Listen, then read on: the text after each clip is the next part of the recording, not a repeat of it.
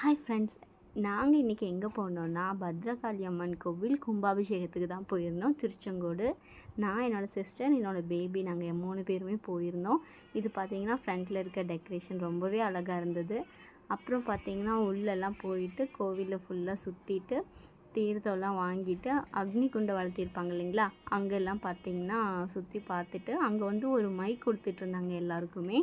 அது மைக் கிடைக்கல, நெத்தியில் மட்டும்தான் வச்சு விட்டுட்ருந்தாங்க. அப்புறம் குங்குமம் இது எல்லாமே வாங்கிட்டோம். என்னோடய சிஸ்டருக்கு பார்த்திங்கன்னா பூசாரி வந்துட்டு மை ரொம்ப பெருசாக வச்சு விட்டாங்க. எங்கள் அக்கா இதை கேப்சரே பண்ணக்கூடாதுன்னா, பட் நான் இது வீடியோவாகவே அப்லோட் பண்ணுறேன். கண்டிப்பாக என்னை திட்ட போகிறேன்னு நினைக்கிறேன். என்னோடய பேபி பார்த்திங்கன்னா ஜாலியாக வேடிக்கை பார்த்துட்டே வந்துட்டு இருந்தாங்க.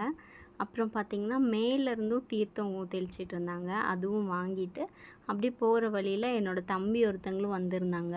தம்பியையும் பார்த்துட்டு அப்படியே பேசிட்டு எல்லாருமே ஒன்றாவே சாமி கும்பிட்டு அப்படியே கிளம்புனோம். அப்புறம் வெளியே வந்து அன்னதானம் போடுறாங்கன்னு சொன்னாங்க.